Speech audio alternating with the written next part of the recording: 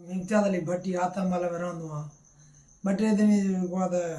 इते शहर में किरी पियो स्कूटर तां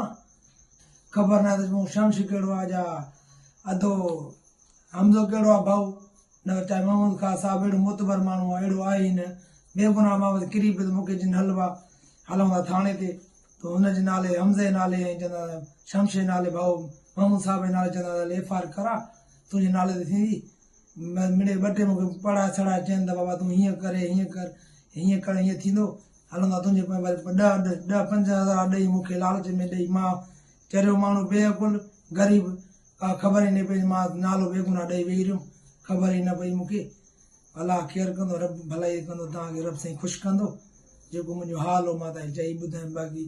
अहिड़ी का बि न मुंहिंजी दुश्मनी आहे न हिननि मूंखे ॾिनो आहे का धमकी कुझु बि न अलाह हिनखे ख़ुशि कंदो शहरी माण्हू मोतबर माण्हू ख़ानदानी माण्हू अहिड़ी का ॻाल्हि ई न आहे मुंहिंजी मां दाम हाणे सही आहे उन्हनि बेगुनाह मिड़े इल्ज़ाम हणी मूंखे चवराईंदा हे तूं हीअं कर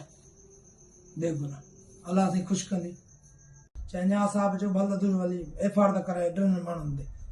मां जो माण्हू मोतबर आहिनि अहिड़ी ॻाल्हि ई न आहे सादा माण्हू आहिनि ख़ानदानी माण्हू आहिनि वॾेरा आहिनि न को धमकी नी अथनि न को मां हुननि खे सुञातो आहे को हमिलो थियो न चाहे शमश खे मूं ॾिठो आहे न को हमज़े खे ॾिठो आहे अहिड़ी का ॻाल्हि ई न बाक़ी अलाह ख़ैरु कंदो रब कंदो मां चाचो घर वारा परेशान लॻा पिया आहिनि इज़त वारा माण्हू आहिनि ठगनि जे करे वञी अची त हुन इल्ज़ाम हयो आहे बेगुनाह मां शर्मदार लॻो पियो मां हुननि खां माफ़ी थो वठां मां मिसकीन माण्हू आहियां मूंखे घर वारा मुंहिंजा परेशान लॻा पिया आहिनि मूंखे ॻाल्हाइनि था घटि वधि उहे इज़त वारा माण्हू हुननि जे ठगनि जे करे हुननि ते इहो इल्ज़ाम थो हणी उहे मोहबती माण्हू इज़त वारा ख़ानदानी वॾेरा आहिनि ऐं मोतबर माण्हू सरदार नस्ल खां वठी ऐं मां माफ़ी थो हुननि खां वठां ऐं हुन लुसियुनि जे करे ठगनि जे करे